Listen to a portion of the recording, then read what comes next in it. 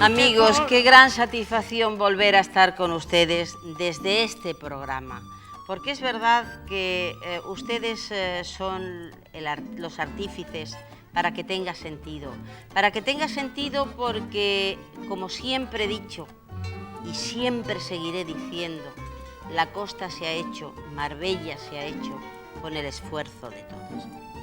Todos hemos puesto nuestro granito de arena, aunque es verdad, bien cierto, y todos los llevamos en el corazón, que algunos, como nuestros invitados, han puesto mucho más que un granito. A veces una montaña que pensábamos en algunas ocasiones que incluso se venía abajo.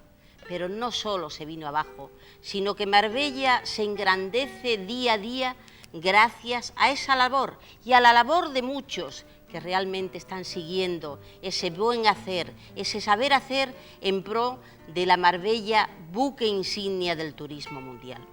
Ustedes lo han querido, ustedes me lo han pedido, de que volviese este programa. Y yo siempre les he contestado cuando me he encontrado con ustedes que no solo tendría que volver, sino que su razón de existir sería porque quedan muchas personas todavía a quien hacerles este sencillo homenaje, pero un homenaje que sale del corazón de todo un equipo y yo diría más, de todo un pueblo. La persona que hoy tenemos aquí, bueno, pues es un hombre que yo diría que si tuviéramos que ponerle un nuevo título a este programa, habría que ponerle el de valiente y además controvertido, porque yo digo una cosa, es simpático pensar que es de padre madrileño y madre catalana. Dios mío de mi vida, si tuviera que elegir entre un equipo de fútbol, lo que sería, pero él no. Él ha elegido por algo mucho más sencillo, por hacer el bien, por ser emprendedor y por dejar clase y escuela de lo que sabe hacer, el turismo. Pues nada más, ustedes ya lo han visto en nuestra cabecera y con ustedes, con nosotros hoy, y con orgullo lo decimos, está Benito Fernández Palasó. Benito, ¿cómo estamos? Muy bien, muchísimas gracias. Muchas gracias por estar con nosotros. Es un placer. De verdad que es que desgranar la vida, yo creo que no es un programa cualquiera. Es sencillo, es humilde este programa, pero es tu programa, Benito, el tuyo, porque tú eres protagonista absoluto hoy. Dime, tú naces en Madrid. Exacto. Eres gato. Sí, eso dicen, sí, efectivamente. ¿Cómo era aquella época, Benito? Aunque no, nos estamos refiriendo a la costa, pero yo quiero saber tu infancia. ¿Cómo fue tu infancia? Bueno, yo soy una de esas personas que de la infancia recuerdo muy poco. En realidad, nací en el 35, eran años difíciles y sinceramente es que no me acuerdo de nada de la guerra. Pero ya empiezan mis recuerdos de niñez a partir, diríamos, casi del 38, el 40, que es cuando mis padres, por motivos familiares, vinieron a la provincia de Córdoba, a una finca. Y ahí, pues, fui creciendo hasta los 15 años, en que, al no gustarme el campo, aunque hoy en día sí me encanta ir a la montaña, pero no en aquellos tiempos, me trasladé a Barcelona, donde en realidad fue cuando me hice un hombre. Por eso es una ciudad a la que le estoy sumamente agradecido. Estuviste en Barcelona, si no tengo mal las cuentas de nuestro ensayo, de cuando tuvimos nuestra conversación previa, ¿estuviste en Barcelona desde los 15 a los 20 años? No, desde los 15 hasta los 26, 27. En realidad fueron 10, 11 años los que viví en Barcelona y, como he dicho anteriormente, fue la ciudad que me transformó en parte de lo que a continuación sería. Es que eso justamente es lo que yo quería comentar. Allí es donde ya te inclinas hacia la hostelería, en Barcelona. Sí. Bueno, yo a Barcelona me trasladé porque tenía a mi hermano, el mayor, y también el siguiente, en Barcelona ya desde hacía largos años. Y como no eran tiempos fáciles, y yo los estudios, por un lado, no era un gran aficionado a estudiar. Mis hijos me parece que han salido igual, pero buenos trabajadores. Entonces era una posibilidad el meterse en el mundo de la hostelería. Y esto es lo que hice. Empecé desde tan pequeño que con pantalón corto mi cabeza casi no salía del mostrador del primer bar que trabajé. Y así se fue desarrollando mi trabajo en diferentes hoteles, Hotel Ritz, Hotel Aricasa, en Barcelona, Hotel Suizo y salones de banquetes de aquel tiempo de gran fama, como era la Casa Prats y Fatjó, donde se daban banquetes con cubertería de oro y donde dimos precisamente también al entonces generalísimo Franco un banquete en la inauguración del Banco de España en la Plaza de Cataluña. Y que como anécdota podría decir que, pues una semana y media antes ya tuvimos que entregar el documento que en aquel tiempo existía de identidad y para que pudiéramos ser controlados por la policía. En fin, podría continuar, pero posiblemente tú quieres hacerme preguntas sobre otros aspectos. Efectivamente, Benito, pues sí, te agradezco que me des justamente esta oportunidad de entrar, porque tu vida es tan rica que yo diría que quizás si miramos en el monitor, me gustaría que yo le pediría por favor a Control que de nuevo retomásemos las fotos, pues que me comentaras tus tiempos en el Ritz. Bueno, en aquellos tiempos era un orgullo el poder entrar en un hotel de la categoría del Ritz. Y es lo que conseguí. Lo que conseguí, pues me imagino que a base de amistades que conseguí tener en aquel tiempo. Y también, pues a lo mejor porque alguna valía debería de tener. El caso es que entré allá o tenían necesidad de gente como yo. Estuve en el Ritz X años, también se inauguró en aquel tiempo un hotel que desgraciadamente ahora no existe, que fue una competencia bastante importante del Hotel Ritz, que se llamaba el Hotel Aricasa. Y bueno, pues después de también unas ciertas temporadas en el Aricasa, con el dueño, mejor dicho, con el director, que era anteriormente del Hotel Ritz y después del Aricasa, señor Paradella, creo que son tantos años, que este señor inauguró un hotel bastante importante de 5 estrellas en Sant Feliu de Guíxols, en la Costa Brava, el Hotel Reina Elisenda.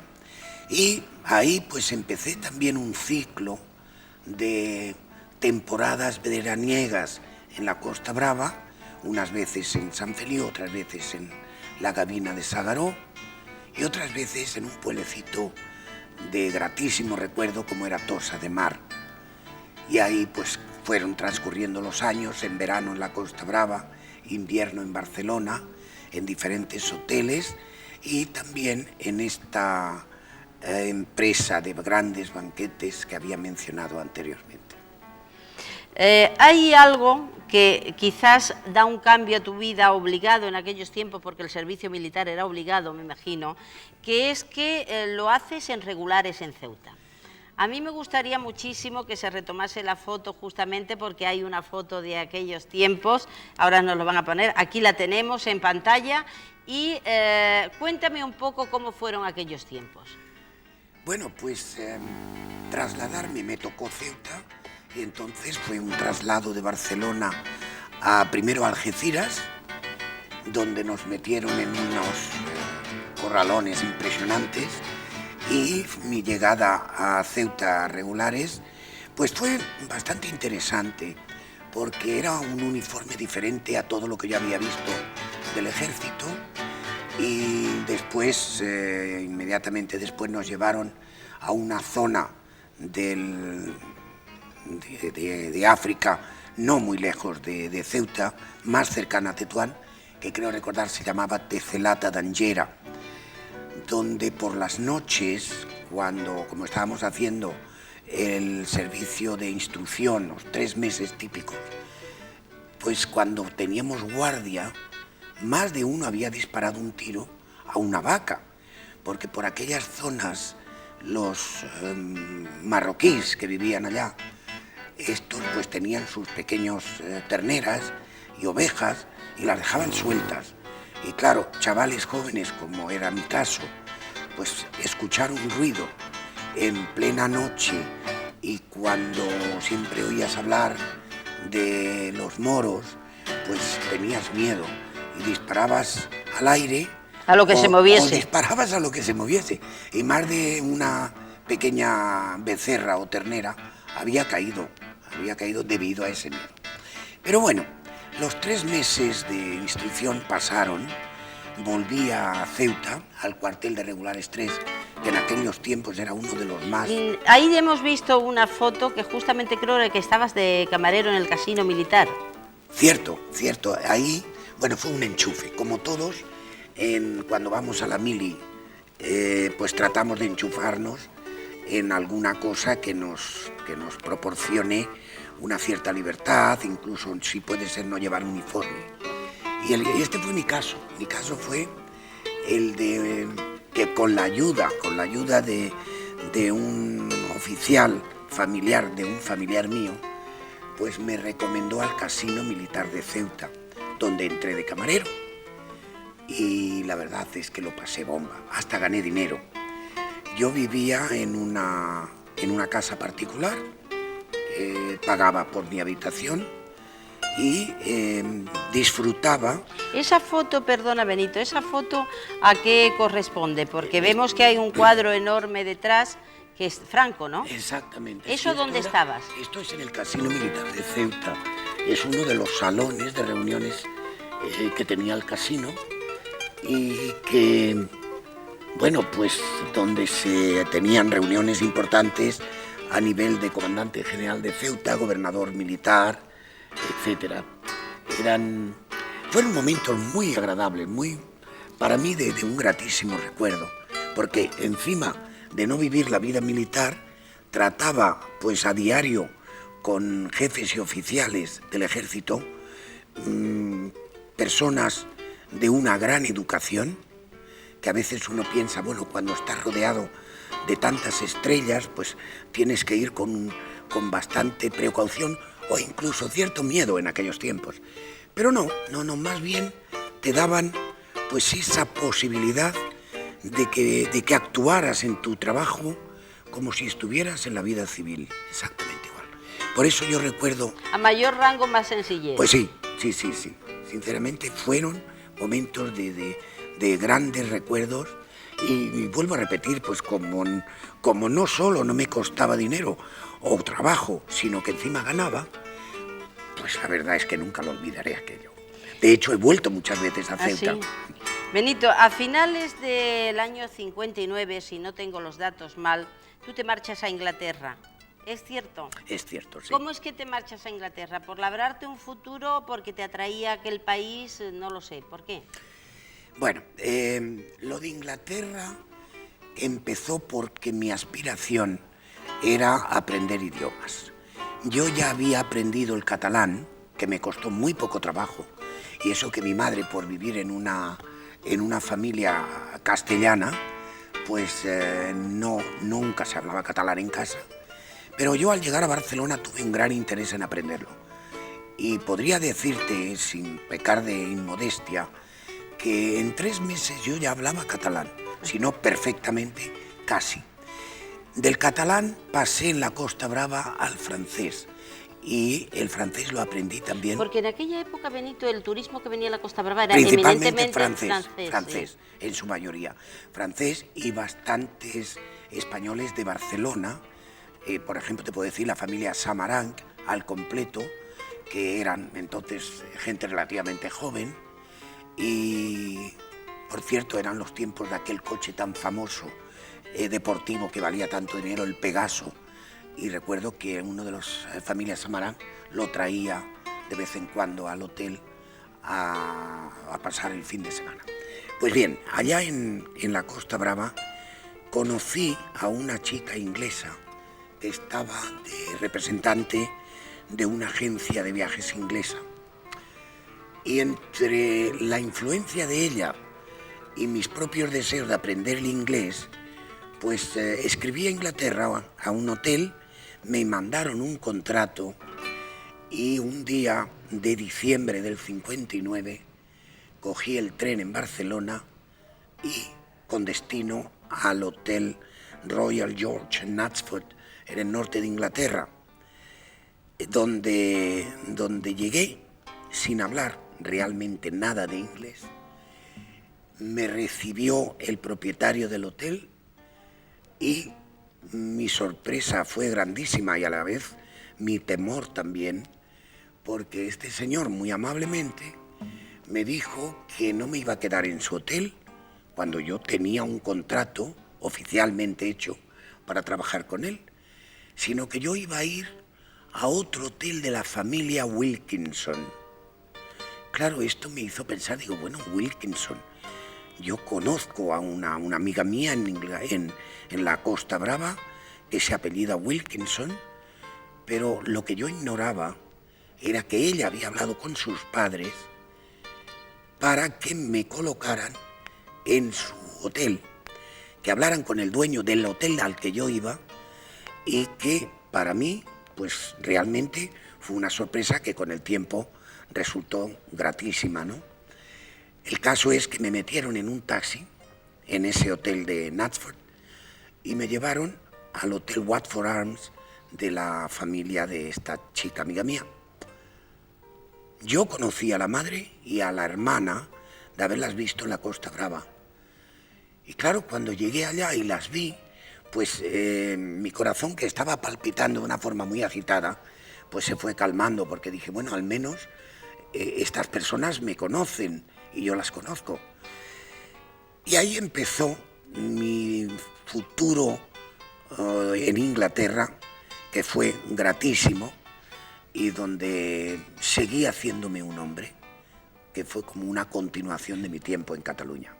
Además, creo que aceleras el hecho de que te vaya bien, o por lo menos se demuestra, porque en 1961 ya te compras un coche que en España era difícil de tener. Es decir, yo creo que sé que van a sacar las fotos del coche porque es una de las anécdotas que podemos decir de tu vida, que mientras aquí se estaba con el 600...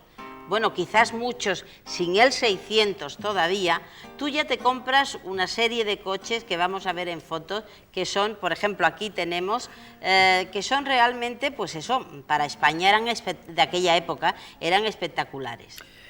Bueno, sí, yo me ganaba muy bien la vida. En realidad, debido a la influencia de mi amiga Mónica, en este caso, con sus padres, pues... enseguida me hicieron director del restaurante, con un sueldo bastante importante. Vivía en casa de ellos, por lo tanto, ni pagaba comida ni pagaba vivienda. Todos mis ahorros iban a comprarme mis caprichos. Era rentable. Exacto. Entonces sí, me compré un coche, primero el Ford Anglia, que acababa de salir al mercado, y que, por cierto, cuando lo fui a recoger me dijeron que yo no podía conducirlo porque no tenía el carnet de conducir inglés. Pero digo, bueno, pero yo tengo el español. Cuando enseñé el español me dijeron que eso no valía. Y claro, lo comprendo porque yo no tenía ni idea de cómo conducir. Te diré por qué. Porque yo pasé el examen de conducir en Barcelona, creo que en el 58, en un coche de aquellos Fords antiguos que llevaban el freno de mano en la parte exterior de la puerta y donde se pasaba las prácticas en Montjuïc, en Barcelona, en la zona de Montjuïc, donde no había tráfico. Entonces, claro, no aprendías la teórica, pero la práctica casi nada. Así que tuve que pasar el examen de conducir en Inglaterra, que por cierto lo pasé a la primera vez, cosa que no es muy fácil. Sobre todo la teórica en inglés sería difícil para ti, ¿no? Ya en ese tiempo ten en cuenta que yo llevaba ya casi 2 años, camino de los 2 años. Yo había estudiado bastante, practicaba el inglés porque allá nadie hablaba español en esta familia, excepto cuando venía mi amiga Mónica, y algún cliente de los muchos que venían a España, que, bueno, pues chapurreaba algo de español y eran las posibilidades que tenía.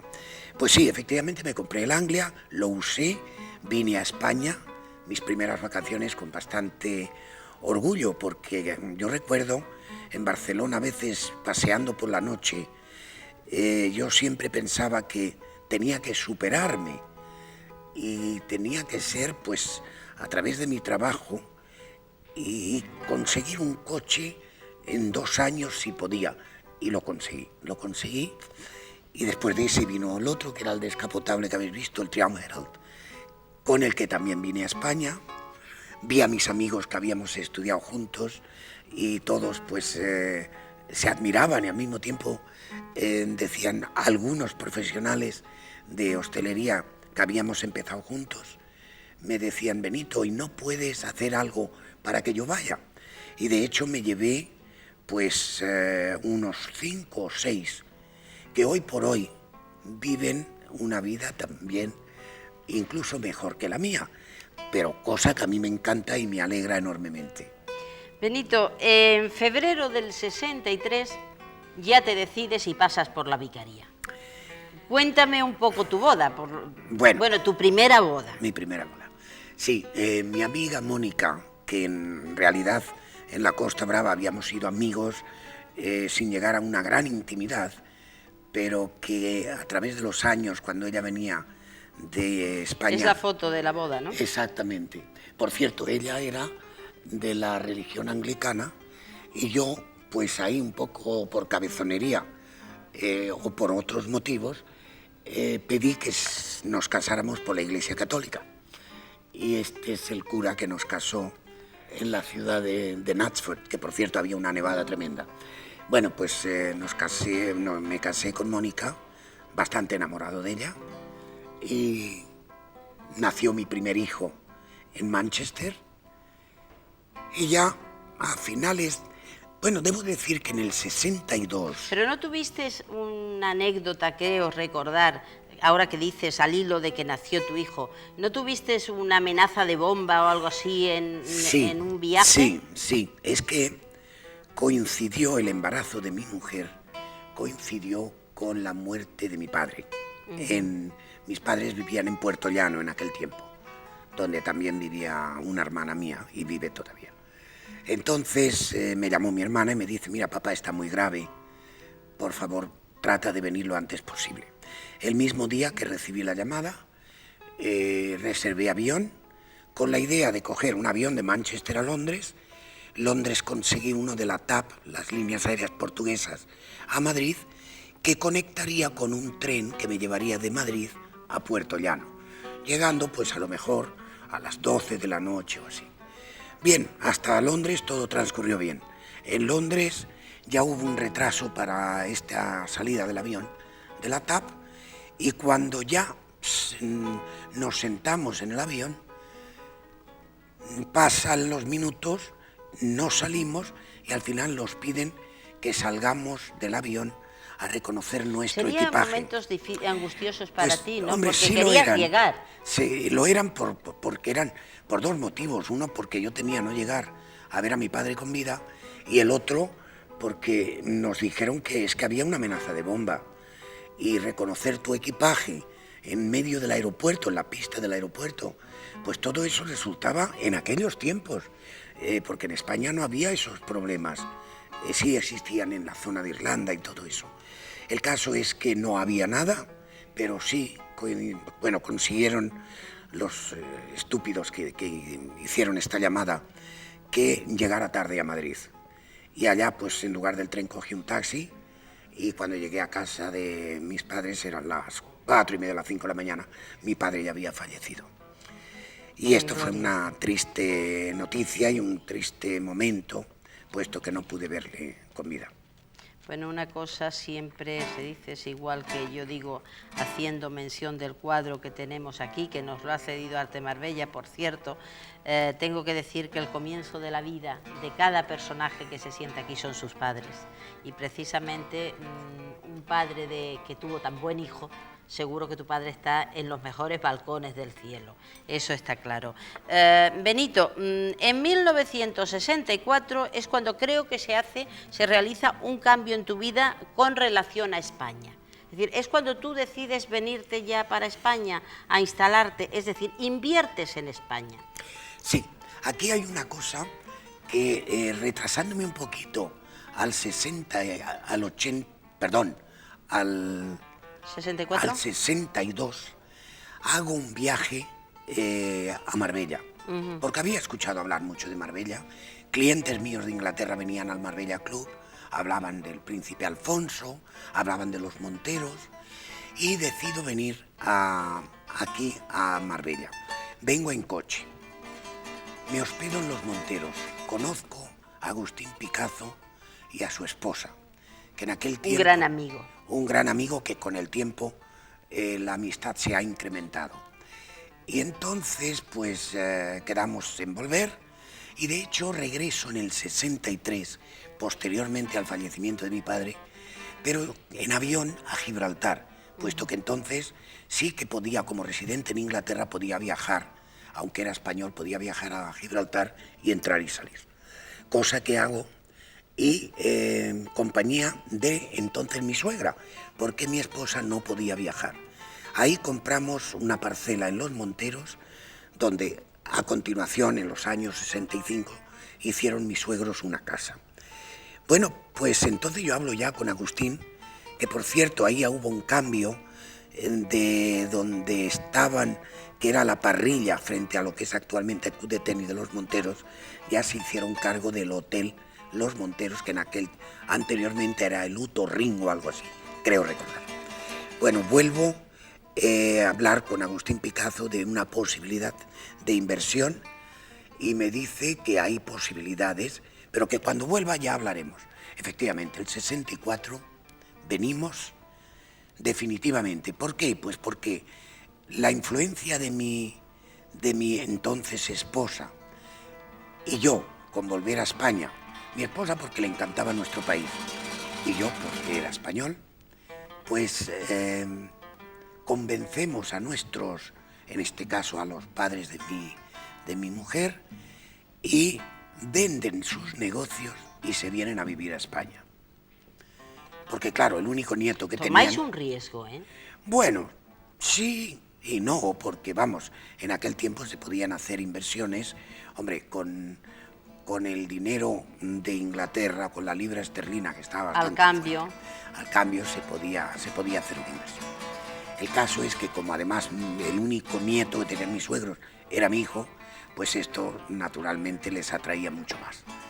Nos venimos aquí, alquilamos un chalet en Rigmar, mientras que yo empiezo a buscar un sitio para invertir, y entonces Agustín Picazo me recomienda que contacte con el padre Manuel Sánchez Ariza de Estepona, un hombre que en aquel tiempo tenía una gran ambición, diríamos, para que Estepona prosperara dentro del mundo turístico, puesto que si bien era el pueblo... Además muy querido en el pueblo, porque incluso ha sido motivo de un gran homenaje, incluso sí, después de muerto y tal. Sí, aunque después hubo alguna cosilla que le fue criticada, yo ya ahí no me meto, pero que a lo mejor te la menciono. El caso es que voy a ver al padre Manuel y me recibe en la sacristía, donde tenía un estudio un arquitecto sudafricano, David Aubrey, que estaba trabajando en la zona de Estepona.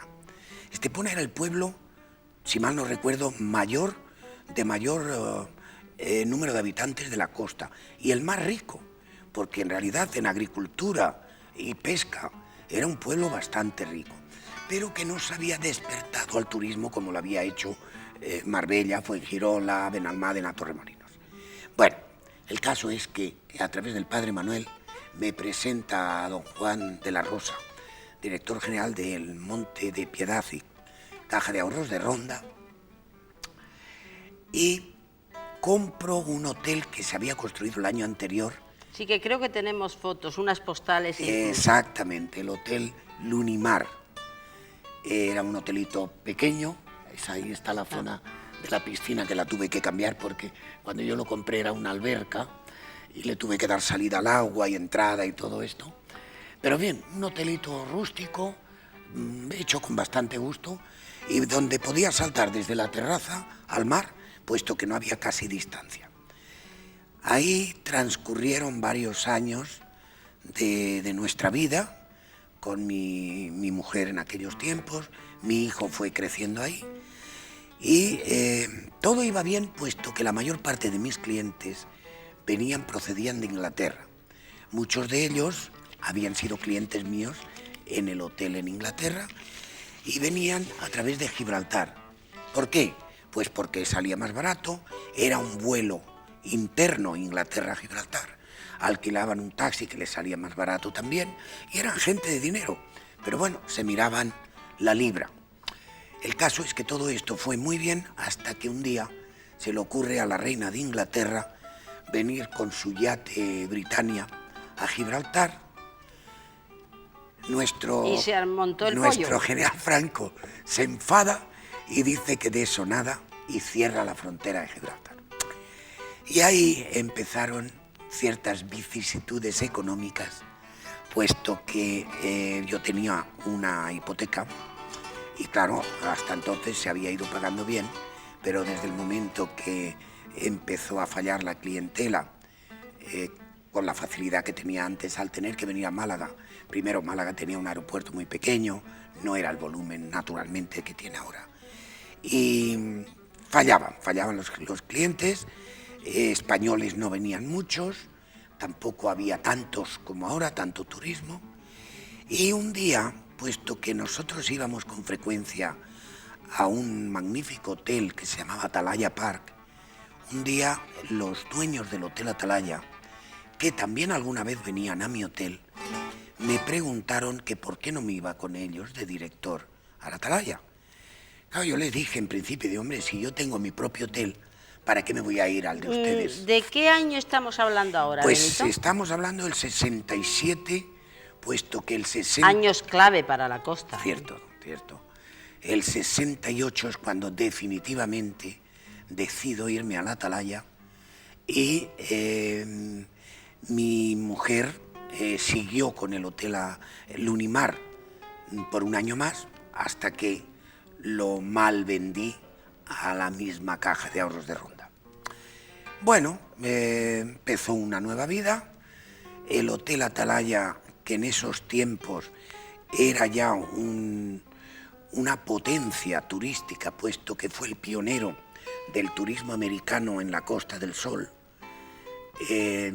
Nosotros recibíamos aviones de grupos back-to-back. Se hacía música en vivo, ¿no? Ya entonces, Sí, con Franco Benedetti. Tenían la orquesta de Franco Benedetti y con una ¿cómo se llama? La cantante de la orquesta, que era fantástica. Vamos, era una orquesta que venía gente de Málaga, de Torremolinos, incluso a escucharla porque merecía la pena. Franco cantaba, Popa era el nombre de la cantante, también cantaba. Realmente era una atmósfera de lo más agradable. Se creaba un ambiente distinto. Muy distinto. Es que no existía en aquel tiempo. Ten en cuenta que el Hotel Don Pepe, que ya era el señor de la Costa del Sol, pero que su discoteca nunca llegó a desarrollarse en el mismo plan que la del Atalaya. Bueno, pues en el Atalaya ahí empiezo una aventura que creo que fui el primer director de hotel de España que la hacía, y era salir en coche desde Marbella y tras 25 días de recorrer el país por todas las agencias de viaje de las capitales más importantes. Creo recordar que excepto Palencia, Zamora y no sé si una más, que no recuerdo el nombre, las demás las visitaba todas en esos 25 o 30 días. Incluso en algunas del norte, tanto de Pamplona como el País Vasco, como Galicia, me decían, pero bueno, ¿y usted qué hace aquí? ¿Por qué viene de tan lejos? Y es porque nosotros en el Atalaya, si bien teníamos clientela americana más que ningún otro hotel, no teníamos españoles. Ajá. Era un número mínimo de españoles los que venían al hotel. Y a partir de esa promoción que yo hice durante 7 años, año tras año, se fue incrementando el número de españoles. Justamente de aquella época, creo que además hay fotos por ahí, se ruedan muchas películas en la zona. Es decir, de hecho, Martínez Soria grabó algunas cuantas, Conchita Velasco creo recordar también, y justamente Antonio Fernández, creo que de Antonio Fernández es una película que abrió una época en realidad, porque se titulaba Bota a Gundisalvo. Y creo exactamente, esta es la foto, que creo que está Silvia Tortosa. ¿Cómo se llama? Que no me acuerdo realmente el otro actor. Conrado San Martín. Conrado San Martín, efectivamente. Y es curioso porque ya la Costa del Sol, Marbella, Estepona, Torremolinos, era un sitio casi obligado para rodar las películas. ¿Y aquello se rodó en el Atalaya? Bueno, parte de esa película se rodó en el Atalaya. Ahí, por ejemplo, estábamos en la mesa votando a Gundisalvo. Sí, ahí estábamos haciendo la votación. Y el productor y director de la película, que acaba de morir, por cierto, y que vivía en Guadalmina, me pidió, aparte de pedir si podían rodar ciertos paisajes de la película en el hotel, si yo quería intervenir, si no me importaba. Y bueno, pues aquello dije, hombre, ¿y por qué no? Fue simpático. ¿Por qué no? Claro que lo fue Claro simpático. que sí. Porque ya rodé otra en Barcelona, en mis tiempos juveniles, con Conrado San Martín, que fue Apartado de Correos 1001. Pero vamos, fueron un papel de poca importancia, ¿no? Pero bueno, esta fue simpática y la verdad es que... Esa foto corresponde al Atalaya en sus inicios. Es que te digo, porque tú imagínate si esa foto la comparamos con cualquiera que esté tomada, una vista aérea que esté tomada ahora mismo. Es decir, todo lo que se ve, pues ahí que es monte, todo lo que se ve que es tierra, todo eso está edificado. Sí, sí. En realidad, el Atalaya que se había inaugurado en el 62, ahí ya habíamos hecho, recién acabado, el Atalaya 2, que era el edificio grande que se ha visto a la izquierda. Pero realmente, en comparación con la actualidad, eso no era ni punto de comparación con lo que hay ahora. Ahí todavía había mucho por construir, pero ya era una potencia, porque ahí en ese momento nosotros ya teníamos 535 habitaciones. Era el hotel de 5 estrellas de mayor capacidad de España y el más completo de Europa, puesto que tenía, si mal no recuerdo, 7 restaurantes, 9 bares, 5 piscinas, una de agua de mar mayor que las olímpicas, un club de golf que era una preciosidad y el campo de golf de mayor recorrido de España. O sea que el Atalaya era un hotel al que se le tenía mucho respeto. Pero hay una cosa también simpática, anécdota de aquellos tiempos, es que nosotros en el Hotel Atalaya, pues como la palabra Estepona todavía no encajaba en el mundo turístico, pues ¿qué pasó? Se usaba Hotel Atalaya Park Marbella Estepona. ¿Por qué? Pues también porque ciertos terrenos del Atalaya daban o colindaban con el municipio de Benavis y un poquito con Estepona, según creo recordar, junto al río Guadalmina. Entonces, ahí había una predisposición por parte de algunas personas de Estepona en criticar al Atalaya. Situarlos en Estepona. Por eso siempre decía, nunca me olvidaré, un periodista simpático que se llamaba Escarcena Cheesewright, y se llama porque todavía escribe, que escribía para el periódico Sur, siempre exponía el esteponero Hotel Atalaya Park. E incluso los alcaldes diferentes que hubo, Cristóbal Ruiz y alguno más, pues también se molestaban.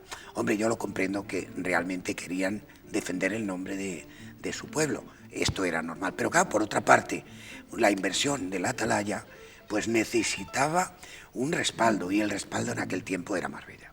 Es que cuando se habla de Estepona y Marbella, yo tengo que decir que para mí resulta, bueno, anecdótico y además entrañable, porque date tú cuenta que yo por parte materna, mi abuelo era esteponero, mi abuela de Marbella. Es decir, que yo siempre lo diré, en este programa lo saben muy bien, que yo digo que cuando me vine aquí me vine como Kunta Kinte, buscando mis raíces. Ya. Es cierto, entonces, claro, se habla de Estepona y tengo cariño, pero es que se habla de Marbella, aparte de que llevo 32 años aquí ya, es que se habla también de mi abuela, que era de las Chapas. Es decir, por cierto, que tengo que decir que yo a la zona de las Chapas le tengo un cariño muy especial, porque además he trabajado allí 20 años. Digamos que vamos a situarnos ahora precisamente por algo que me has dicho, que estamos en que tenía un club de golf maravilloso y que quisiera que me comentaras que ya se hacen los torneos de golf. Es decir, que no es algo nuevo, que ya de entonces ya se organizaban grandes fiestas en torno a los torneos de golf. Ya lo creo que sí. En realidad se hicieron grandes torneos en el Atalaya. ¿Eso es de un torneo de golf? Es dando unos premios. Sí. Esto era una convención, un grupo golfista, se llamaba Hop Canada, que venían cada año 300, 400 personas, unos jugaban al golf, otros jugaban al tenis, etc. Y ahí estoy entregando parte de los premios. Nosotros en aquel tiempo, y posteriormente con las brisas de Nueva Andalucía, traíamos ya bastantes competiciones importantes de golf. O sea, que no se ha empezado en los años, diríamos, anteriores al 1985, 90. Aquí se pusieron las arenas y las piedras mucho antes. Ya lo creo que sí. El Hotel Atalaya y el Hotel Montero, Río Real, existen desde el 62. Además, Benito, 64. Hay que reconocer que fue con mucho esfuerzo. Muy bonita porque éramos jóvenes, porque luchaban, porque había un futuro por delante, porque se vislumbraba realmente que iba a ser una potencia mundial del turismo, pero lo que sí es cierto que luchamos mucho, no teníamos horas, no entendíamos de huelgas, es decir, había muchísimas cosas. Aquí lo importante era cuidar al turista. Eso era vital, eso era vital. En realidad, nosotros, cuando hablas de las huelgas, pues efectivamente no se conocían, aunque sí debo decir que el Atalaya también fue pionero en huelgas. Y esto fue una cosa, bueno, ahora a través de los años se mira de una forma simpática, pero que fue provocada, no con mala intención, por uno de los dueños que trajo a un maître español que conoció en Londres, que le pareció estupendo. Y en contra de nuestra voluntad, y cuando digo nuestra, aclaro que había en el hotel hoteles europeos, que era un grupo de empresas. El director general era Rafael Lima Balboteo, al que, bueno, a través de los años le tengo un gran afecto, igual que a su esposa e hijos. Bueno, pues en un momento dado, este maître, que nos lo impusieron en contra de nuestra voluntad, pues armó una trifulca tremenda con 750 empleados que en ese momento teníamos en Atalaya y una ocupación de 1100 camas. Había 3 grupos, 2 de América. ¿Qué época del año, Benito? Esto sería pues el año 70 y algo, porque yo estuve en el Atalaya director del 68 al 78. Y esto fue anterior a la muerte de Franco. O sea que 72-73. Y se levantaron, no en armas, pero fue tremendo porque se negaron a hacer un servicio de un banquete de 500 personas, y cuando yo estaba anunciando a los clientes ya sentados en la sala de banquetes que habían tenido un accidente el autobús que traía, o los autobuses que traían al personal desde Estepona, me di cuenta que el personal empezaba a entrar vestidos ya de camarero, diciendo que no era verdad lo que yo decía, que es porque todavía no habían cobrado el mes. Qué vergüenza, qué horror. Bueno, llevaban razón, en ese momento llevaban razón, pero claro, pero fue fuerte. Yo tenía que decir algo. Pues sí, fue fuerte. Benito, hay una cuestión que es que además demuestra una vez más que eres parte de esta historia viva y maravillosa del turismo en la Costa del Sol. Tú también estás presente cuando en 1971 se realiza el primer vuelo Jumbo. Sí. Además, creo que tenemos una foto, si mal no recuerdo, pero yo te agradecería que mientras sale la foto me fueses comentando cómo era ya aquella época. Que te quiero hacer un comentario. Tú, lógicamente, estabas en el CENERP. Sí, fueron tiempos sí. que luchamos Sí, muchísimo, exacto. porque ahí conocí yo a la mayoría de vosotros, Sí. conocí a la mayoría de vosotros, y que realmente, pero fueron tiempos que no sé, es que íbamos a Lalay, con la carretera antigua mala, Sí. y íbamos 2 y 3 veces en semana Sí. para dar aquellos cursos y aquellas charlas y todo esto. Es decir, pues aquí tenemos la foto del Jumbo, donde verdaderamente tiene historia. Cuéntanosla. Bueno, esto fue un vuelo que lo organizó la compañía Cóndor y fue el primer Jumbo que aterrizó en Málaga. Nos dio un paseo por los cielos de Málaga. Subimos, pues, no sé, 300 invitados, principalmente agentes de viaje y hoteleros, rentacar, etc. Fue una experiencia importante. Y ahí en la foto aparece ya el que fue director del Marbella Hilton, que ya existía en ese tiempo, Diego de Cosío, y parte de su equipo. Entonces, lo del Jumbo fue algo importante para la Costa del Sol. Fue realmente el inicio de una gran apertura creo, ya sí. de grandes vuelos. Ya lo creo. Benito, continúa pasando, continúa la historia, pasando el tiempo, y vamos a hablar ahora del Hotel Don Miguel, porque además el Hotel Don Miguel también vino con una filosofía un tanto curiosa, creo yo, ¿no? Pues sí, hombre, el Hotel Don Miguel, la idea de la propiedad de la Atalaya era de hacer un gran hotel con unas facilidades de convenciones que no existían en aquel tiempo y conseguir dinero a través de España y otros países para poder llevar a efecto este gran hotel.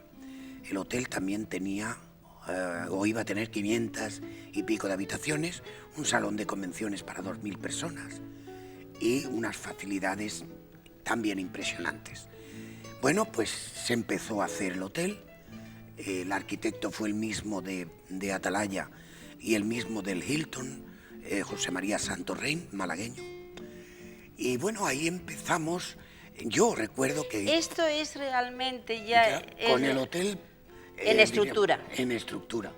Y ahí aparece, bueno, pues uno de los dueños, Mike Ginsberg, Rafael Lima Balboteo, la señora que en aquel tiempo era muy conocida, no recuerdo su nombre, y José María Santorrein, el arquitecto que he mencionado. Que, por cierto, los planos de este hotel, cuando todavía no se había empezado, los tuve todos en el chalet donde yo vivía, en el Atalaya, esparcidos por el suelo para ir cambiando cosas, porque, claro, los arquitectos diseñan todo un poco a su forma y manera, pero después la práctica, que es la que nosotros tenemos que vigilar, es bastante diferente, y tuve que cambiar bastantes cosas. Yo, que siempre estuve en turismo residencial y departamentos de prensa de las distintas empresas, ahora que dices eso, me acuerdo de una frase que dije yo, creo que estábamos en el año 75, 74, 75, que dije yo en una reunión donde estaban los arquitectos, donde estaba todo el mundo de la empresa, y nosotros éramos el departamento de marketing. Entonces yo dije una cosa que es una realidad: estáis diseñando bloques preciosos, pisos preciosos, pero no para que las señoras vivan, porque claro, la parte de lavandería del pisito, la cocina la ponían monísima, lavandería no existía, teniendo en cuenta que tampoco existían grandes lavanderías fuera para hacerlo fuera de la casa. Entonces yo dije eso, y es cierto, es decir, se dibujaban cosas preciosas, pero invendibles, porque quien decidía de la compra era la mujer. Naturalmente. Claro, eso es cierto. Entonces, en el Don Miguel, Benito, yo creo recordar que se impuso un sistema de pago que no era conocido aquí, es decir, con bolitas. ¿Es posible con collares? Sí, bueno, en realidad el Hotel Don Miguel se acabó, pero se acabó de construir y hubo falta de dinero. Entonces una solución era alquilarlo, y se alquiló a la compañía Club Mediterranee, cuyo director general o presidente era Monsieur Trigano, un hombre muy conocido, francés, y efectivamente pusieron como condición que no se usara el dinero, que es lo que hacían en todos los clubs mediterráneos del mundo. Entonces ahí el cliente llegaba, compraba perlas. O sea, para empezar, cosa muy inteligente, ya entregaba el dinero. El hotel ya cobraba su dinero y vendía perlas o bolitas, que es lo que se le llamaban perlas, sí. Y entonces el cliente iba pagando con estos collares, con estas perlas. Pero ¿qué ocurría? Que claro, el hotel ya se había hecho el dueño del dinero, a priori de la venta. Esto, pues, sobre todo para el cliente español no habituado a eso... No encajó. No encajó mucho.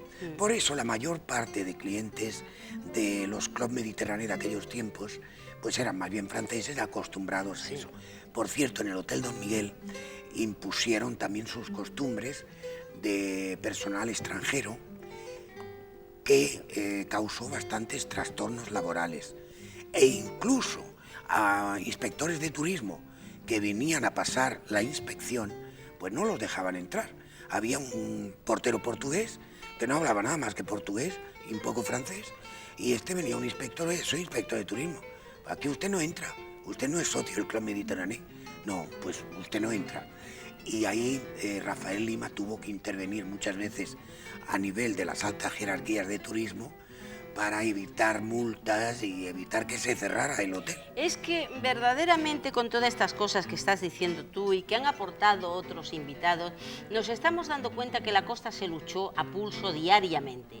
Era un día a día, era el intentar hacerlo mejor para dar la mejor imagen, era el evitar que vinieran males mayores y entonces estábamos al quite.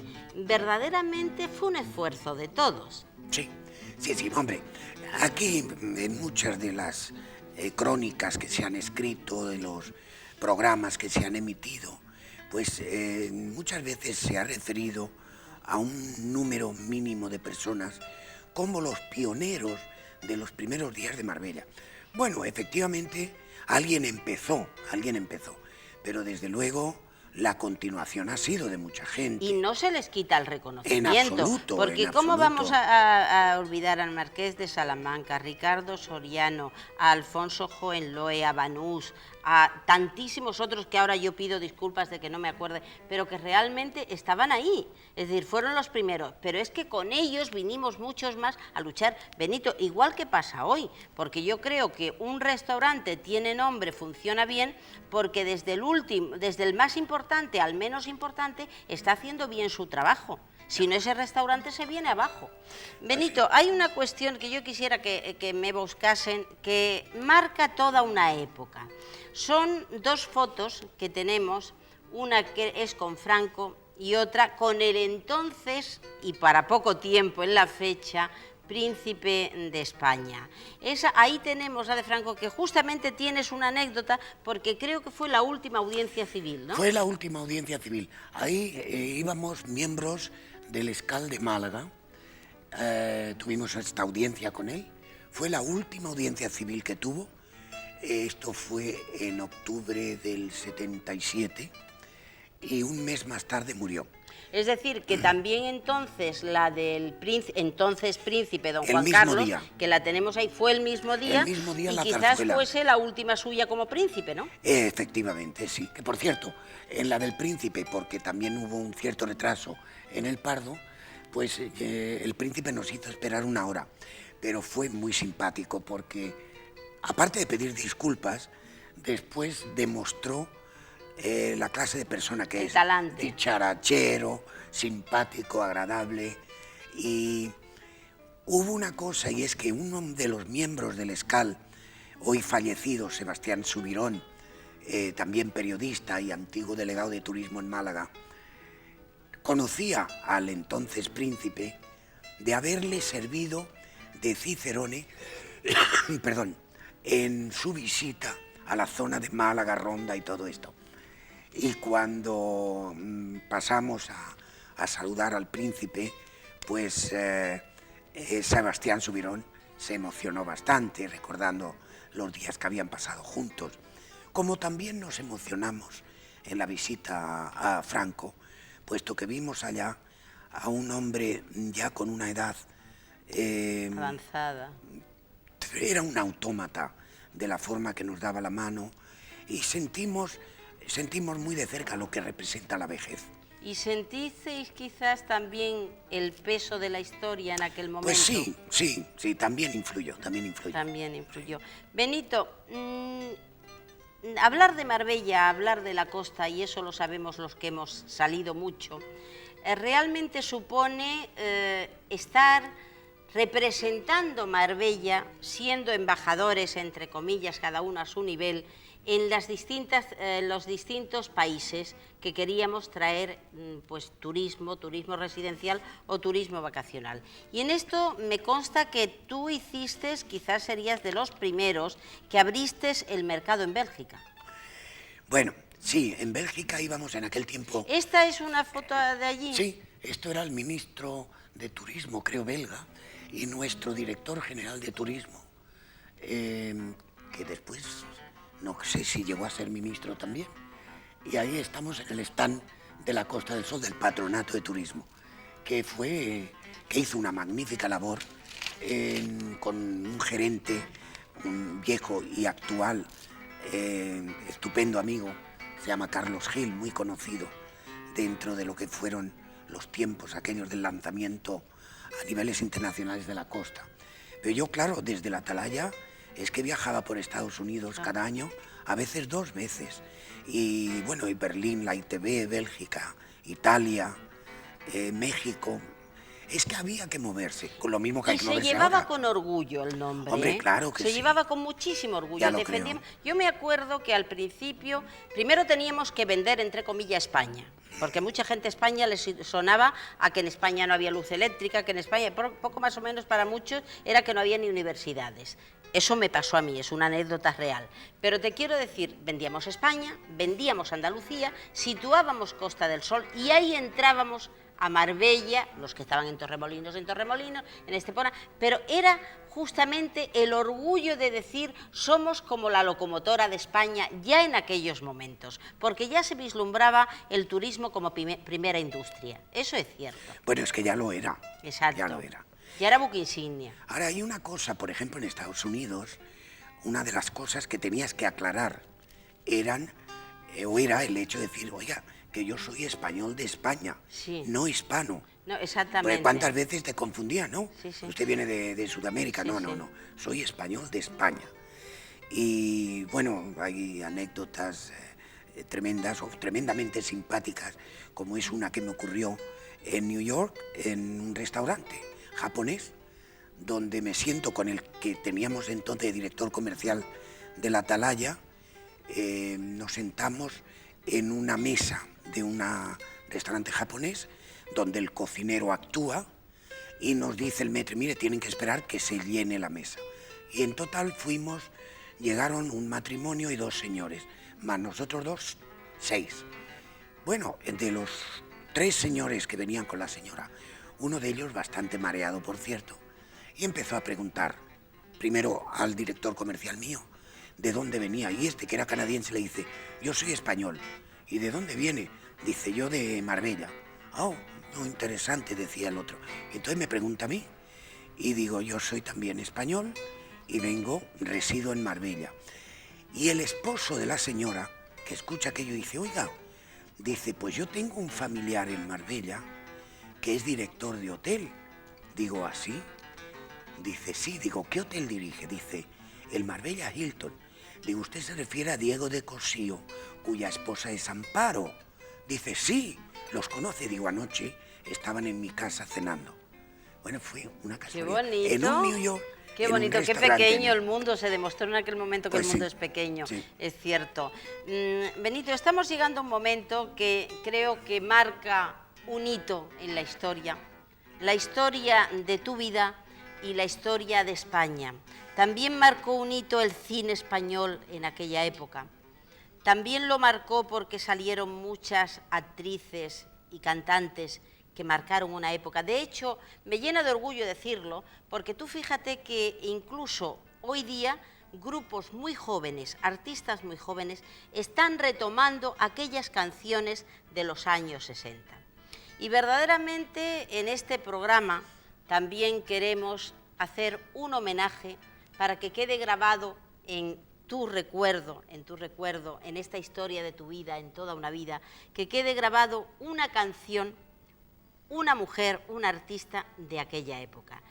Voy a pedir a los compañeros que la vayan buscando mientras seguimos hablando, porque realmente tú después del Don Miguel pasas al Hotel Riviera. Un año, sí. Exactamente. Y después pasas al Puente Romano. Exacto. Cuéntame los comienzos del Puente Romano. Bueno, cuando yo fui a Puente Romano, coincide que yo acabo en Atalaya Park porque se vende el Hotel Atalaya a una cadena alemana que se llamaba Robinson, Steingeberger. La cadena Robinson actúan en cuestiones hoteleras de una forma muy diferente a como nosotros lo hacíamos, más parecido al Club Mediterráneo. Bueno, el caso es que ni ellos eran para mí ni yo para ellos. Por lo tanto, ceso en el Atalaya. Juan Gaspar me ofrece ir al Riviera y así lo cogerían ellos, la USA. Y yo digo, pues de acuerdo, voy contigo. Pero el Hotel Riviera, que había que hacer muchas cosas en él, hice algunas como el salón de convenciones que actualmente tiene, ese lo hice yo y una discoteca en ese año, pero no me llenaba. En el Puente Romano estaba un hombre, también un gran profesional y gran amigo mío, cuyo nombre es Antonio Lopera, hoy jubilado, pero que se mantiene estupendamente joven.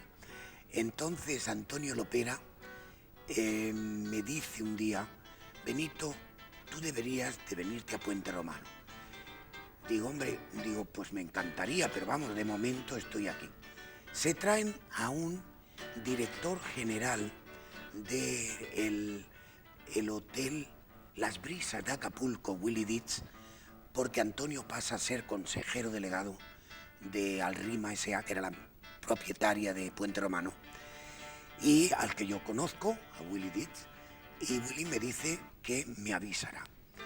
Yo me marcho del Riviera con Juan Gaspar al Finisterre en La Coruña y al mes justo me llaman de Puente Romano y yo me despido de la USA y me vengo a Puente Romano. Bueno, pues ahí empezó, que esto era el año 80, mayo de 1980, empezó una vida definitiva ya, puesto que después de 16 años acabé en Puente Romano jubilándome, pero que ha estado también llena de cosas agradables y, vamos, de vivencias inolvidables. Benito, precisamente por eso, porque en todo homenaje, humilde y sencillo homenaje que queremos hacer en este programa a nuestros invitados, hemos querido escoger una canción que marcó una huella en la historia del cine español, de la canción española. Si te parece, si nuestros compañeros nos dicen que está ya preparado, está preparada ya la cinta, pues bien, te tenemos que decir, Benito, que con todo nuestro amor, una de las más significativas canciones del cine español de la época, Sara Montiel y La Violetera. Para ti, Benito, con todo nuestro amor. Muchas gracias. De primavera en Madrid aparecen las violeteras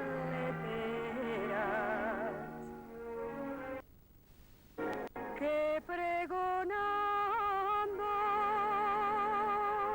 ay, parecen golondrinas que van fiando, que van fiando. Llévelo usted, señorito,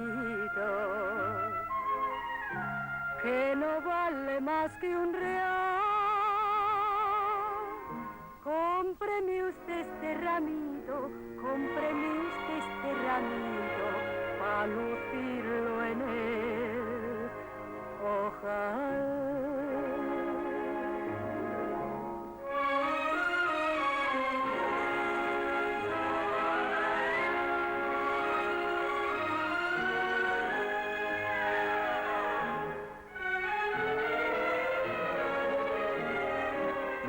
Excelencia.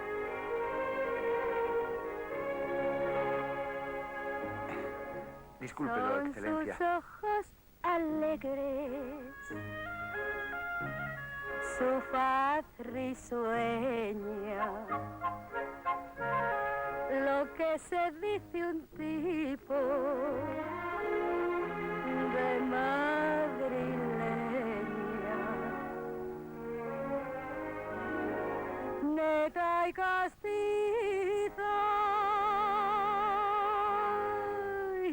que si entorna los ojos te cauteriza, te cauteriza. Llévelo usted, señorito, que no vale más que un real.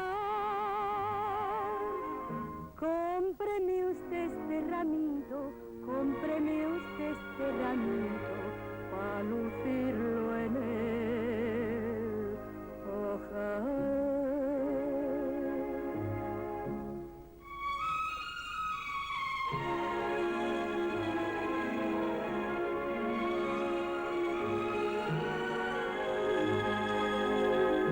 Cómpreme usted este ramito, cómpreme usted este ramito, para lucirlo en el ojal.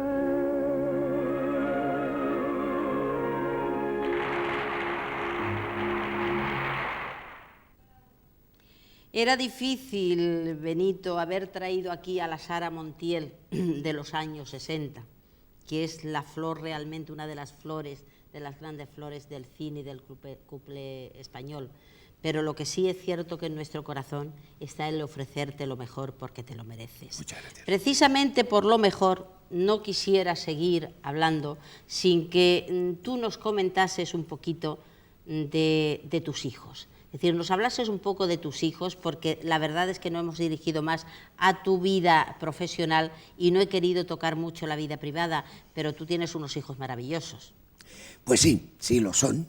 Y bueno, lo mismo que mencioné anteriormente, mi hijo nació en Inglaterra, en Manchester, y posteriormente, 7 años después, un poco por influencia de la que era mi suegra, nació una niña. Esta nació malagueña y exquisita. Mi hijo, actualmente viviendo en Canarias, casado, con 2 niñas pequeñas que tiene, y mi hija vive aquí, soltera. Es como mucha juventud de hoy en día que no tienen prisa en casarse. Y hacen bien.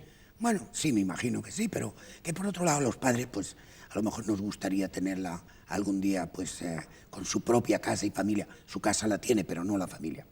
Bueno, en cualquier caso, tengo 2 hijos, pues como cada padre diría, maravillosos. Gracias a Dios, porque eso es una bendición del cielo. Benito, y ya que estamos, perdóname, ya que estoy haciendo un huequito en tu vida privada, tengo que decir que tú también tienes una mujer extraordinaria que es tu segunda compañera, es decir, no tu segunda boda. Yo quisiera también desde aquí, para ella, nuestro mejor cariño, igual que para tus hijos, pero quisiera que me hablases un poquito de ella. Pues sí, sí, yo conocía... Precisamente la tenemos en la foto. Exacto, ese fue el día de nuestra boda, que por cierto nos casamos en el juzgado de Marbella, y cuando íbamos a entrar nos avisaron que nos esperáramos, puesto que había un aviso de bomba. A ti te persiguen, Sí, Benito, es bueno, lo tuyo. yo ya tuve una que me explotó en Puente Romano, No me digas. al lado de, a unos 15 metros de mi despacho, o sea que de eso estoy bastante familiarizado. Pero bueno, la de la bomba del día de la boda no fue cierto, fue una amenaza falsa. El caso es que precisamente un invitado a la boda, un íntimo amigo mío, en esos momentos era general de división de la Guardia Civil, y cuando llegó me dice, ¿qué hacéis aquí afuera? Digo, pues por culpa tuya, se han enterado que vienes y se ve que nos han avisado de esto. Claro, no era ni por culpa de él ni historias, pero bueno. El caso es que yo conocí a mi actual mujer, puesto que de la primera nos divorciamos pues a los 16 años de habernos casado. Y con Mary fue una de esas cosas de conocernos cuando yo vivía en Arroyo de la Miel, en una urbanización cerca del Tívoli, que me hice una casa, cuando estaba en el Hotel Riviera.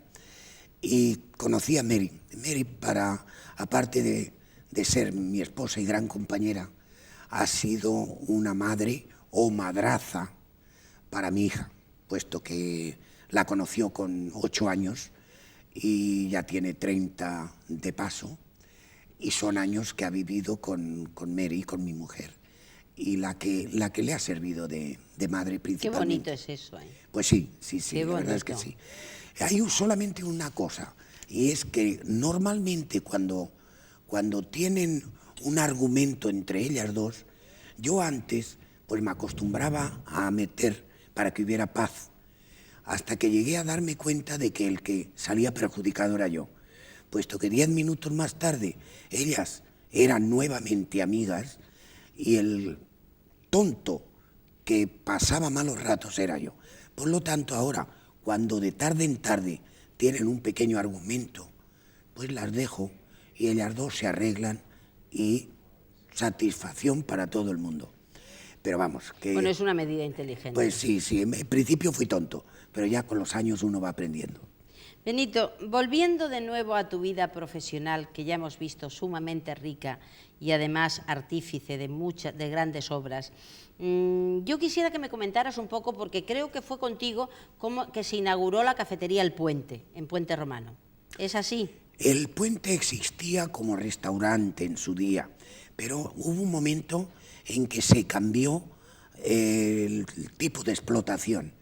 Y bueno, pues como cada vez que hacíamos una fiesta en Puente Romano, o por ejemplo los fines de año, cuando dábamos un cóctel en el cual se exponían todos los ¿Eso es productos. Puente Romano? Eso es una de las piscinas de Puente Romano, con gran parte de su personal. Qué bonito, ¿eh? Qué foto más Pues bonita. sí. Bueno, es que los jardines de Puente Romano Son una maravilla. Son una eran, maravilla. son, y vamos, si los conservan o los mantienen, seguirán siéndolo.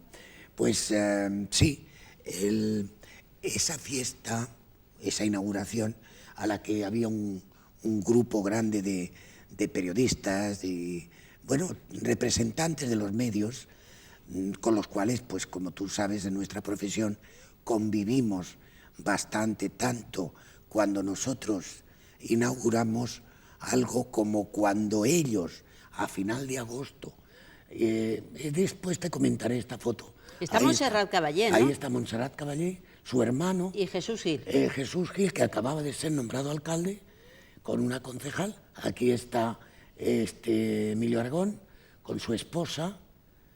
Y bueno, pues los periodistas antes acostumbraban a hacer en el mes de agosto a finales una fiesta, como también agradecimiento a los hoteleros, agentes de viaje y tal, principalmente hoteleros, a cuya fiesta nos invitaban a todos nosotros.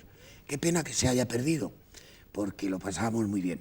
Pero bueno, a lo que me quería referir era que en esa foto que creo que ha salido, eran invitados para que pudieran después dar a conocer lo que íbamos haciendo de nuevo. Ajá.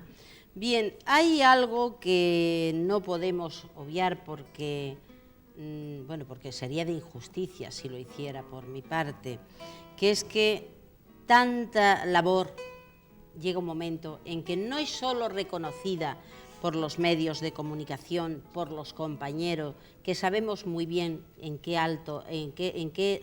realmente alto podium te mantienen, sino que el mérito, te dan la medalla de plata al mérito turístico, que creo que tenemos una foto efectivamente porque te la entrega Barrio Nuevo. Exactamente. Sí, esto fue... Hombre, es una cosa de esas que se agradecen, ¿no?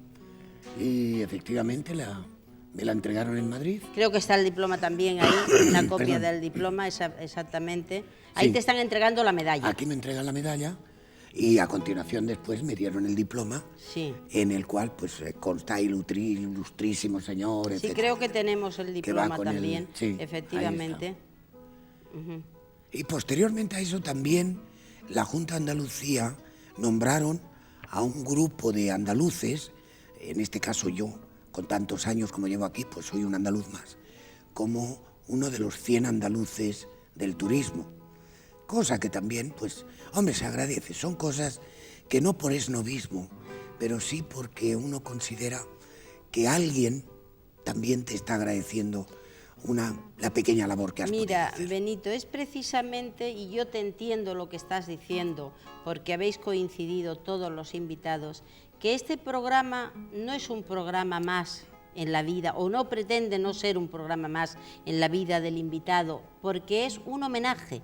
Entonces es el reconocimiento a esa vida, como yo digo, o como me han dicho muchas veces, Inmaculada, es que justamente quiero mandar una copia a mi madre, quiero mandar a mis hermanos, a mis amigos, porque cuando les he dicho que tengo mi vida en un vídeo, realmente se han interesado, pero no es ni más ni menos porque este pequeño homenaje es en base a un reconocimiento, es el reconocimiento a toda una vida.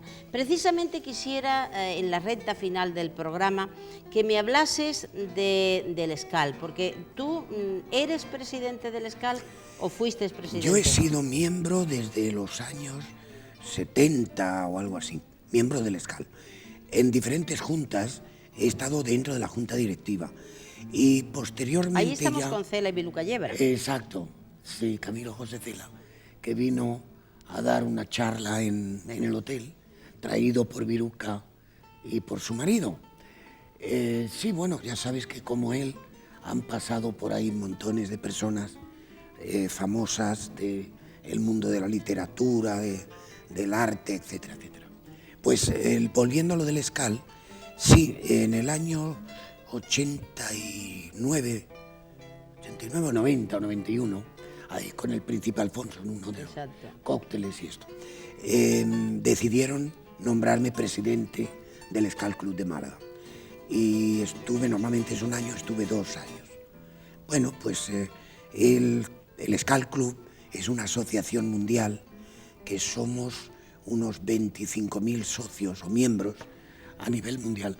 Ahí es el día que tomé que se hizo el cambio de collares y que le dimos el título de hombre del turismo al dueño del Club de Golf Valderrama, señor Patiño. Ahí está Gunilla von Bismarck y mi esposa. Y bueno, pues yo estoy exponiendo en ese momento la historia, el por qué se le daba este título al señor Patiño.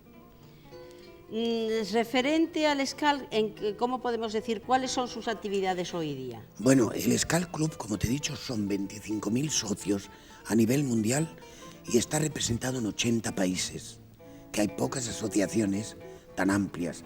En Málaga, en este caso en Torremolinos, tenemos la oficina principal, que es nuestra secretaría, y tenemos nuestro club, que es en propiedad del SCAL, de los miembros.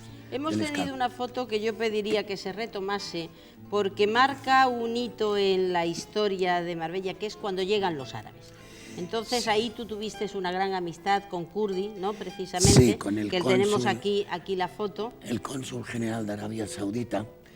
Con él pues tenía mucho contacto porque cada vez que venía el rey, naturalmente Puente Romano, Marbella Club y otros hoteles, pero principalmente nuestros 2 hoteles, pues era donde se hospedaban parte de los ministros, parte del séquito del rey, y el señor Kurdi, por cierto, una persona súper educada. Siempre teníamos pues grandes problemas que solucionar, porque claro, para él que viniera su rey al palacio y que él tuviera que estar al pendiente de todos los posibles problemas que se suscitaran, pues necesitaba la ayuda de todos nosotros. Y ahí hemos tenido una gran colaboración. Ahí tenemos una foto que acaba de pasar donde se ve a José Luis Moreno. José Luis Moreno, sí. Exactamente, un hombre que nadie como él para organizar galas, eso es cierto, y que también era asiduo del hotel. José Luis venía cada año con toda su familia. Era un hombre bastante agradable de tratar. Un gran cliente, y bueno, me cabe la satisfacción de decir que normalmente solo quería hablar conmigo. O sea, tanto a la hora de contratar las habitaciones como cualquier pequeño problemita que se suscitara, él siempre decía: Benito, tú me lo tienes que solucionar. Era casi una imposición, pero bueno, se hacía con gusto porque era un hombre bastante agradable. Tenemos más fotos justamente porque estamos ya en la recta final, pero que me gustaría que comentases. Ahí, por ejemplo, estás con Mendoza, ¿no? Sí, vino, estuvo con su esposa en el hotel hospedado unos días, como tantos otros que han pasado. Es que esa es la historia de la costa. Es decir, tenemos que darnos cuenta que cuando dicen es que vienen famosos, es que yo desde que estoy aquí hace 32 años ya venían famosos. Es decir, que realmente la llamada de la costa ahí es al revés. Eso no es Marbella, eso es en Madrid, ¿no, Benito? No, eso fue en el Alfonso XIII de Sevilla. Ajá. Y eso tiene una explicación. Ahí está Bertín Osborne y Manolo Santana. A Manolo Santana fui yo a contratarlo en el torneo que tuvo en el otro lado de Málaga, en el Candado, en los años 81 o 82, porque Björn Borg, que era nuestro famoso campeón, pues solo venía una vez al año y 3 o 4 días. Por el dineral que se le pagaba, se pensó que ya era hora de cambiarlo. Y entonces es cuando contratamos a Manolo Santana. Y precisamente esa foto, como muchas otras en hoteles de Ritz de Madrid, Barcelona, Juan Carlos I, o el Ritz de Barcelona también, Córdoba, son cócteles que dábamos una vez al año, Marbella Club y Puente Romano, con nuestro equipo directivo, o sea, personal de dirección comercial, ventas, etc. Nos reuníamos todos y celebrábamos este cóctel, invitando al 99% de agentes de viaje importantes de cada ciudad. Y hay también famosos como Bertín Osborne. Exacto. Aquí lo tenemos ya en el Club de Tenis de Puente Romano, quizás. Sí, esto es una foto de gratísimo recuerdo que tengo con Pelé y con Sean Connery. A Sean Connery lo conocía yo ya del Hotel Atalaya, puesto que él en sus principios se hizo un chalet junto al campo de golf, pero tenía la mala costumbre de salir de su casa al campo de golf directamente a jugar, sin partir del tee del 1, sino que salía por el 7 o el 15, donde a él le daba la gana. Los clientes se quejaban y al final la forma de solucionarlo fue nombrarle socio honorario del club, rogándole que empezara desde el tee del 1. Para dar ejemplo. Para dar ejemplo. Ah, muy bueno, muy bueno. Entonces, bueno, pues de ahí viene la antigua amistad. Es cierto que todos, precisamente, la primera industria es el turismo, pero es cierto que el turismo es muy frágil, es como un cristal finísimo donde se refleja todo, se refleja la luz, se reflejan las manchas. En una palabra, quienes amamos a esta zona sabemos que tenemos que cuidarlo. Y este humilde y sencillo homenaje que os hacemos a todos los que habéis sido artífice no quiere ni más ni menos que decir que habéis sabido cuidar el cristal, que el cristal lo habéis puesto el más fino, el más maravilloso para que tuviera la mejor visión. Cómo no, Benito, agradecer cuánto habéis hecho porque fueron los cimientos sólidos, porque si no hubieran sido sólidos hubieran venido abajo, para que Marbella y los sitios donde habéis estado de la costa fueran diferentes en el buen sentido. Y por eso, Benito, gracias por ser como eres. Muchísimas gracias, pero te debo decir que este homenaje yo lo amplío a todos los equipos de los diferentes hoteles, todo el equipo humano que me ha ayudado a seguir adelante con el trabajo que desde la ciudad de Barcelona empecé a desarrollar. Eso te honra mucho más. Gracias, Benito. Muchísimas gracias. Amigos, llegamos al final del programa. Como siempre, igual que me pasaba antes en la antigua andadura, cuando llega al final tengo que decir que me emociono. Me emociono porque pasa de nuevo otra vida más artífice de la belleza, del gran hacer, del buen hacer. Así que yo solamente les puedo decir Les llevo a todos ustedes en mi corazón porque forman parte de esta Marbella, de esta costa maravillosa, de esta Marbella que es orgullo de España y del mundo. Les tengo que decir que nos vemos la semana que viene, si Dios lo quiere, con todo mi cariño también para ustedes.